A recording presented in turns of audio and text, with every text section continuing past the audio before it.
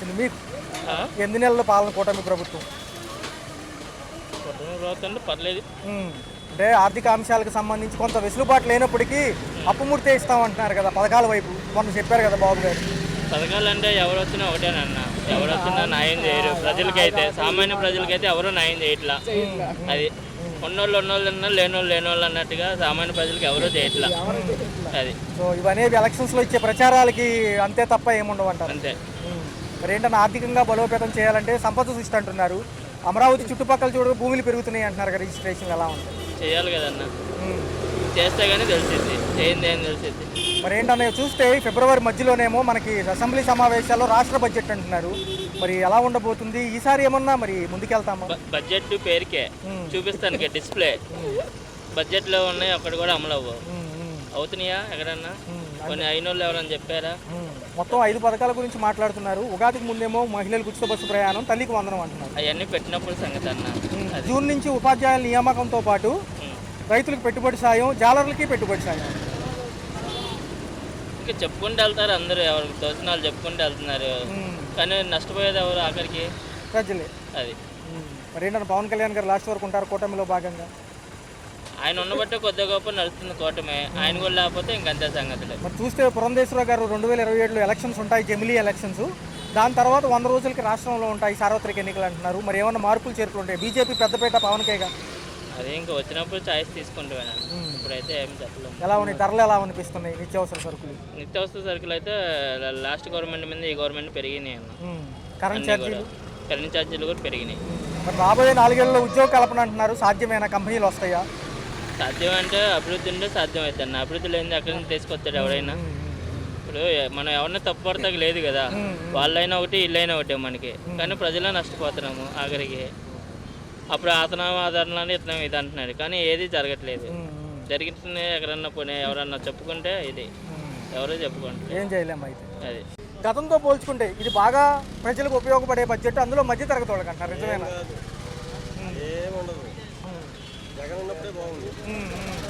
అంటే సరే, కేంద్ర బడ్జెట్లో రాయితీలు ఇస్తే కొంచెం రాష్ట్రాలు బాగుపడతాయి కదా. అవి రావాలి కదా. కేంద్రంలో చాలా వస్తాయి, కానీ ఇక్కడ దాకా రావుగా. రాష్ట్ర ప్రభుత్వానికి రావు. కేంద్రంలో ప్రవేశపెడతారు, రాష్ట్ర ముఖ్యమంత్రికి అందేసరికి కాలం కాస్త అంతే. గతంలో 3-4 లక్షల వరకు ట్యాక్సులు పడేవి సార్. గతంలో 3 వరకు లిమిట్ ఉంది, అది పెంచారు. 12 లక్షల వరకు వేసుకున్న ఆదాయ పన్నులు ఉన్నాయి, పన్ను ఉండదు అంటున్నారు. అలాగే చెప్తారు. అవి పెద్దోళ్ళ దాకే ఉంటాయి, పెద్దోళ్ళకే ఉంటాయి. ఆ రైతులు అయ్యేవి పెద్దోళ్ళకే ఉంటాయి, కానీ చిన్న చెప్తే వాళ్ళకి ఏది జరగదు. సార్ జూన్లో డిఎస్సిలో ఉపాధ్యాయుల భర్తీ, రెండోది ఏంటంటే పెట్టుబడి సాయం రైతులకి. ఇవన్నీ ఎలా అనిపిస్తుంది? పెట్టుబడి సాయం అంటే చేస్తారు, కేంద్రం చేసిద్ది. అది రాష్ట్ర ప్రభుత్వానికి అందే లోపల కాలం కాస్త గడిచిపోయింది. అయితే అమౌంట్ అయితే లేదు, ప్రజెంట్ సంక్షేమ పథకాలు అంటున్నారు. కొంచెం సమయం ఇవ్వచ్చా? జనరల్ చెప్పండి సార్, చూస్తూ ఉంటారు కదా వార్తలు. పథకాలు అయితే లేవు, పథకాలు ఉండవు కూడా, అవి అంతరించిపోతాయి. అంటే ఏంటి సార్, 4 ఇయర్స్ ఎలా ఉండబోతుంది? మరి జమిలీ ఎన్నికలు ఏమో ఉంటాయని పురంధేశ్వర గారు అంటున్నారు కదా. ఎన్ని ఎన్నికలు వచ్చి మార్పు వస్తే మనం మారింది. ఇలాగే ఉంటే ఇలాగే పోతాం. ఫిబ్రవరిలో ఉంటుంది సార్ మనకి రాష్ట్ర బడ్జెట్. ఎన్ని బడ్జెట్లు వేసినా చిన్నప్పటి నుంచి చూస్తున్న బడ్జెట్లు ఇవన్నీ వేస్తూనే ఉంటారు, అన్ని జరుగుతూనే ఉంటాయి, పోతానే ఉంటాయి. వచ్చే వాళ్ళు వస్తూ ఉంటారు, పోయే వాళ్ళు పోతూ ఉంటారు. ఎలా జరిగేది అలా జరుగుతూనే ఉంటారు. Okay sir. అయితే 8 నెలల పాలన ఎలా అనిపించింది? పథకాలకు డబ్బులు లేవంటుంది రాష్ట్ర ప్రభుత్వం, అయినప్పటికీ రేపు అప్పుముడితే ఇస్తామంటుంది. ఆగుతారు అప్పటి వరకు? అప్పటి వరకు ఆగాలి. మరి జనాలు పుడతాదంటే మరి మనం ఏం చేస్తాం? ఆగాలిగా. ఆగితే కానీ మరి తెలియదుగా, అంతేగా మనం చేసేది ఏమన్నా. కేంద్రం బడ్జెట్ ప్రవేశపెట్టింది, అందులో ముందుగా ఎల్ఈడి టీవీలు, ఛార్జింగ్ బళ్ళు, అనేకమైన వాటిపైన రేట్లు తగ్గుతాయి అంటున్నాయి. మీకు ఎలా అనిపిస్తుంది? తగ్గితే అందరికీ మంచిదేగా జనాలకి. అది పెంచాడు అనుకో మనం చేస్తాం, తగ్గితే పర్వాలేదు. సంవత్సరానికి ఒకసారి ఇంతవరకు 4 లక్షలు మించితే ట్యాక్స్ పడేది, ఇప్పుడు ఏమంటున్నారంటే 12 లక్షలు వేసుకున్నా ట్యాక్స్లు ఏమి ఉండవంటున్నారు. మరి మధ్య తరగతిలో ఉద్యోగాలు చేసే వాళ్ళకి వీళ్ళకి ఉపశమనం అంటున్నారు, మంచిదేనా? మరి 12 లక్షలు అంతే తక్కువ. మనలాంటి వాడి దగ్గర ఎక్కడ ఉంటుంది? పేదవాడి దగ్గర 12 లక్షలు ట్యాక్స్. అది ఉన్నోడికి వేసినా పర్వాలేదు, లేనోడికి వేస్తే ఏముంది? ఇప్పుడు నువ్వు ఉన్నావు, నీకు ఒక సంవత్సరానికి మొత్తం కొట్టుకుంటే 2 లక్షలు అవ్వదు మన జీతాలు. సంవత్సరం మొత్తం చేసుకుంటే 2 లక్షలు అవ్వదు. మనం ఏం ట్యాక్స్ కట్టగలం? తినడానికి ఆ మాత్రం గడిచినప్పుడు మనలాంటి వాళ్ళకి ట్యాక్స్ అనేది వేస్టేగా. క్యాన్సర్ మందుల పైన కానివ్వు, మిగతా అనేకమైన ఇంపోర్ట్ చేసుకుంటాం కదా బయట నుంచి, అట్లన్నిటి మీద కూడా ట్యాక్సీలు లేపేస్తున్నారు. మీకేం ఉండమంటున్నారు, అన్నీ కూడా కొనుగోలు శక్తి పెంచుతామంటున్నారు. కొనుగోలు శక్తి పెంచితే మన సాధారణ మానవుడు ఇంకా బతకవసరం. తగ్గితే మంచిది, కానీ పెంచితే ఎవరైనా బతకడానికి ఇబ్బందికరంగా ఉండేది ఎవరికైనా. మరి రాష్ట్రానికి వచ్చేస్తే జగన్మోహన్ రెడ్డి గారు ఫిబ్రవరిలో అసెంబ్లీలో రాబోతున్నారు, బడ్జెట్ ప్రవేశపెట్టబోతున్నప్పుడు. ఈ రోజేగా ఫిబ్రవరి, ఈ నెల ఈ రోజు 1వ తారీఖుగా, ఈ రోజే ఫిబ్రవరి. ఎప్పుడు వస్తారంట? 3వ వారం. 3వ వారం అంటే 28వ తారీఖున వస్తారు. ఈ లోపలే ఉంటుంది. 21వ తారీఖున 22వ తారీఖున వస్తారేమో సభ. ఎలా ఉండబోతుంది? మరి ఎలా ఉండబోతుందంటే ఆల్రెడీ ఈయన ముఖ్యమంత్రి చేశాడు కదా, మరి ఈయనకి ఈయన అసెంబ్లీలో డిస్కషన్ చేస్తారు, వాళ్ళు ఆయన సమాధానం చెప్పాలి కదా. అధికారంలో ఉన్న ప్రభుత్వం ఎవరికెవరు విమర్శించారు, అంతకుముందు విమర్శించారు, వాళ్ళ బాధలు చంద్రబాబు నాయుడు విమర్శించారు అన్నారు. ఏడ్చుకొని అసెంబ్లీ నుంచి నేను గెలిచాక అసెంబ్లీ అడుగు పెడతానన్నారు ఆయన. వాస్తవానికి సేమ్ అలాగే గెలిచిన తర్వాత ఆయన అసెంబ్లీలో అడుగు పెట్టారు, అంతవరకు పెట్టలేదు ఆయన. మరి చూసుకుంటే ఇక్కడ ఉగాది లోపలే తల్లికి వందనంతో పాటు మహిళలకు ఉచిత బస్సు ప్రయాణం అంటున్నారు. అంటే 15,000 పిల్లలకు డబ్బులు ఇవ్వాలి కదా, అది 15,000 కాదంట, 15,000 1,500 నెలలా కాదు, వీళ్ళకి 15,000 పిల్లలకి 15,000 సంవత్సరానిగా, మహిళలకు 1,500 నువ్వు అనేది. మహిళలకు 1,500, పిల్లలకి ఏమొచ్చి 15,000. ఎప్పుడు వేస్తారంట? యాక్చువల్గా ఉగాదికి ముందే అంటున్నారు. ఈ మనం అనుకున్నాం కదా ఇందాక అసెంబ్లీ సమావేశాలు బడ్జెట్ లో మాట్లాడతారేమో ఇవి. అయినా మాట్లాడినా ఇప్పుడు ఎందుకంటే పిల్లలకి వెయ్యాలి ముందు, మనలాంటి వాళ్ళకి వేయకపోయినా పర్వాలేదు. స్కూల్ పిల్లలు ఫీజులు కట్టుకోవాలి, స్కూల్ బట్టలు కుట్టించుకోవాలి, ఇట్లా పిల్లలకి వెయ్యాలి. ఎందుకంటే వాస్తవానికి మా పిల్లల గురించే మెయిన్. ఆడకి తల్లికి వందనం అనేది ఇంట్లో ఎంతమంది అంతమంది ఆడవాళ్ళకి వేయ అవసరం లేదు. ఓన్లీ చదువుకున్న ఆడపిల్లలకి స్కూల్ పిల్లవాడికి వేస్తే ఇంకా అంతగా ఆ రెండే చెయ్యాలి ఆయన. ఎందుకంటే తల్లికి వందనం ప్రతి అమ్మాయికి ఇంట్లో ఎంతమంది ఉంటే అంతమందికి వేసారు అనుకోండి, సామర్పదలు అవుతారు. పట్టభద్రులు ఎమ్మెల్సీ ఎలక్షన్స్ ఉన్నాయి, ఇవి అయిపోయిన వెంటనే కూడా జూన్కి ఉపాధ్యాయుల నియామకం, డిఎస్సి అంటే ఉపాధ్యాయులు ఉంటారు. దాంతో పాటు రైతులకి అన్నదాత సుఖీభావ 20,000 సాయం. దాంతో పాటు అన్నదా ఇప్పుడు రైతులకే భరోసా ఎంత ఇస్తే అంత మంచిది. మనం బతకడానికి నిలబడేది రైతులు. రైతులు లేకపోతే ప్రపంచంలో ఇంకెవరు ఉండరు. మళ్ళీ దాంతో పాటే జాలర్లకి వాళ్ళు సముద్రంలో గంగలో మునిగి తేలుతారుగా, వేట లేనప్పుడు 20,000 సాయం. వేట లేనప్పుడు అది కూడా మంచిది. వాళ్ళకి అవ్వచ్చు, ఎందుకంటే సముద్రంలో పట్టేసి చేపలు పట్టి మనకి మార్కెట్లో తెచ్చి పెడతారంటే వాళ్ళు కూడా ఒక నామకార్థానికి బెస్ట్. వాళ్ళు మరి మొన్నటి వరకు ముఖ్యమంత్రి ఉప ముఖ్యమంత్రి మార్పులు జరిగినప్పటికీ అంటే మాటలు ఆ అంశానికి తెరపడింది. మరి ఫైనల్గా చూసుకుంటే లాస్ట్కి బీజేపీ తీసుకెళ్ళిపోతుందా పవన్ కళ్యాణ్ గారిని? ఉంటారా కూటమిలో? కూటమిలో ఉంటే మంచిదే. బీజేపీ లాక్కెళ్ళిపోతే ఆయన ఇష్టం. అది మనం చెప్పేది ఏముంది, ఒక్కొక్కల మనస్తత్వం మనం చెప్పలేము. ఏమంటే కూటమిలో ఉన్నాడు అనుకో కలుపుకట్టుగా పనిచేస్తుంది. అది సపరేట్ అయ్యా అనుకో ఇంకా ఆయన చరిత్ర వేరే ఉంది. కలిపి ఉంటేనే ఎప్పుడైనా ఐక్యత ఉంటేనే బాగుంటుంది. ఎందుకంటే మన స్కూల్లో చదివినప్పుడు పుస్తకాల్లో ఉంటుంది 4 ఆవులు పట్టుకొని ఒక పులి పద్దాకు వచ్చి ఏటాడి చంపేస్తుంటుంది. అలాగన్నట్టు ఒక నలుగురం కలిసి ఉంటే ఏ పులి రాదు, ఏ సింహం రాదు. అందరూ కలిపి ఉండాలి. కలిపి ఉంటేనే ఎప్పుడైనా సాధ్యం అయ్యేది. నేను అది 4 సింహాలు పక్కన కలిసి ఉంటే ఏ సింహం కూడా రాదు. 4 ఆవుల మధ్యగా ఒక సింహం నమ్మాను, అవి చూసి బెదిరిపోయి పారిపోదు. అదే సింగిల్ ఉన్నాం అనుకో లేపేస్తాయి. ఓకే. బడ్జెట్ ఇది పేద ప్రజలకు మామూలుగా మధ్యతరగతి ప్రజలకు అనుకూలంగానే ఉంది. సరే 2027 జంబ్లీ ఎలక్షన్ అని అంటున్నారనే. సరే జంబ్లీ ఎలక్షన్ కానీ ఏదన్నా కానీ పోయిన సంవత్సరం కంటే ఈ సంవత్సరం ప్రవేశపెడతామన్న పేదలకు మధ్యతరగతి వారికి అనుకూలమైన బడ్జెట్ ప్రవేశపెట్టారు. ఇక మనకు పోలవరంకి కావలసిన నిధులు ఇచ్చారు.